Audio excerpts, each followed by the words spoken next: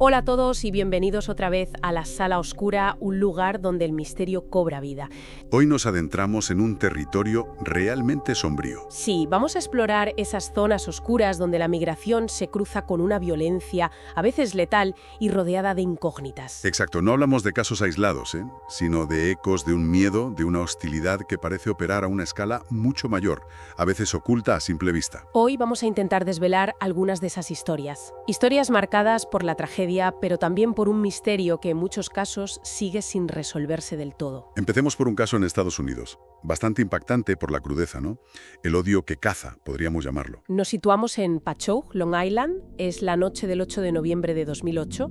Marcelo Lucero, un inmigrante ecuatoriano, está caminando y es asaltado por un grupo de 7 adolescentes. Y lo realmente escalofriante aquí, lo que recogen las crónicas y los documentos del juicio, es el motivo que ellos mismos confesaron. ¿Cuál fue? Pues que salieron esa noche literalmente a atacar frijoleros. Usaban esos términos despectivos. Buscaban, decían, sangre mexicana. Terrible. Lo veían casi como un deporte. Los emigrantes eran, para ellos, un blanco fácil.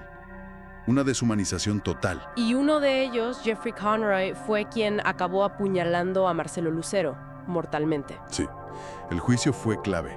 Se consideró un asesinato en primer grado, pero también un crimen de odio. Por las creencias supremacistas blancas de Conroy, ¿verdad? Le cayeron 25 años. Eso es. Y los otros 6 también recibieron condenas por su participación. Pero hay algo más, un contexto. Sí, los análisis que hemos visto señalan que esto no surgió de la nada. Ya había un clima de tensión antiinmigrante en la zona. Exacto. El FBI había notado un aumento de la violencia xenófoba contra latinos antes del asesinato de Lucero. Parece que cierta retórica puede, inspirar o facilitar esta violencia. Es inquietante cómo un suburbio aparentemente tranquilo puede convertirse en una zona cero de este tipo de odio. Hay un misterio ahí, en esa transformación. Y ese patrón de violencia con raíces ideológicas, pero que al principio las autoridades no ven o malinterpretan, lo encontramos también en Alemania. De una forma muy sistemática y prolongada. ¿Te refieres al caso de la NSU, la clandestinidad nacional socialista? Efectivamente.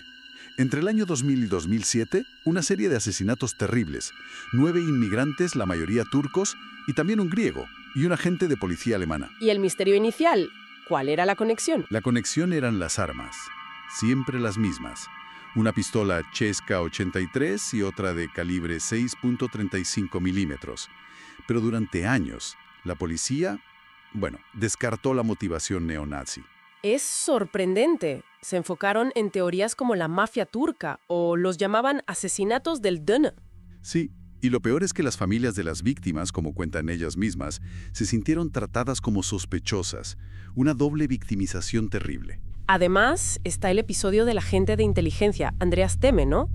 Que estaba presente en la escena de uno de los crímenes. Sí, el asesinato de Halit Yozgat en Kassel.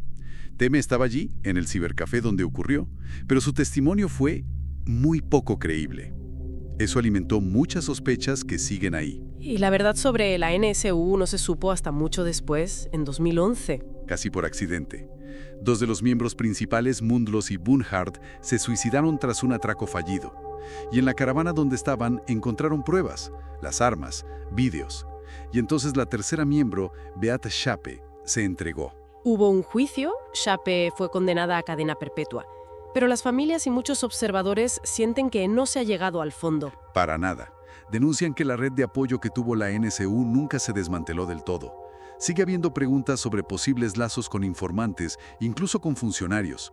¿Hubo encubrimiento? ¿Fue un racismo estructural lo que cegó a las autoridades durante tanto tiempo? El misterio persiste. Si estos casos urbanos muestran fallos institucionales y odio ideológico, lo que ocurre en rutas migratorias como el Tapón del Darién es otra dimensión del horror. Un infierno verde. Hablamos de esa selva brutal entre Colombia y Panamá.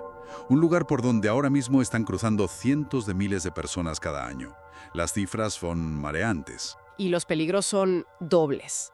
Por un lado, la propia naturaleza. Ríos crecidos, enfermedades, animales. Pero sobre todo, la violencia humana. Las organizaciones como Médicos Sin Fronteras documentan robos constantes, abusos gravísimos y algo terrible, la violencia sexual sistemática, usada como arma de control. Los relatos de supervivientes son estremecedores. Emboscadas, agresiones bajo amenaza. Y hay un control criminal casi absoluto de la ruta. Principalmente se habla del Clan del Golfo. Cobran una tarifa por pasar, unos $125 por persona, dicen algunos informes. ¿Y si no pagas? ¿O si infringes sus normas? Imponen su ley con amenazas, con violencia extrema. Hay testimonios de migrantes que hablan de una limpieza social, de haber visto cuerpos en el camino, incluso de fosas comunes. Es una zona sin ley. Las cifras oficiales de cuerpos recuperados son solo la punta del iceberg, ¿no? Se habla de 124 entre 2021 y 2023, pero se sabe que son muchos más. Muchísimos más. Hay muchísimas desapariciones no registradas, como la del niño Isaac Vélez, por ejemplo, que desapareció allí. Y las propias autoridades admiten su impotencia frente al poder del crimen organizado en esa selva. Es una oscuridad casi total. Viendo estos tres escenarios, Estados Unidos, Alemania, el Darién, a través de las fuentes que hemos analizado, surgen patrones muy inquietantes. Sí, primero, la deshumanización. Tratar al otro, al migrante, como menos que humano. Eso parece ser un paso previo fundamental para la violencia más extrema. Luego, la impunidad. Ya sea por investigaciones sesgadas, como quizás en Alemania, por falta de recursos o directamente por el control criminal del territorio, como en el Darién, la violencia queda sin castigo. Y también el papel de la retórica del odio. Ese discurso que, aunque no incite directamente a matar, crea un ambiente, un permiso social tácito para la agresión.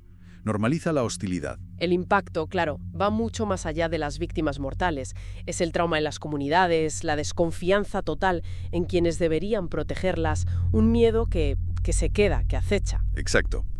La violencia no solo mata, deja cicatrices profundas, un miedo que marca generaciones. Y eso nos deja con una reflexión final, una pregunta que flota en el aire. Sí, estas historias que hemos contado son tragedias pasadas, documentadas.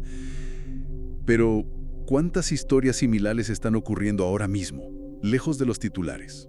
En esas rutas silenciosas de la migración, en esas sombras del camino. ¿Qué haría falta realmente para iluminar esas zonas oscuras? Para detener la violencia antes de que se cobre otra vida, antes de que se convierta en otro misterio sin resolver. Es la gran pregunta pendiente. Gracias por escucharnos y no olvides suscribirte para poder seguir disfrutando contenido como este.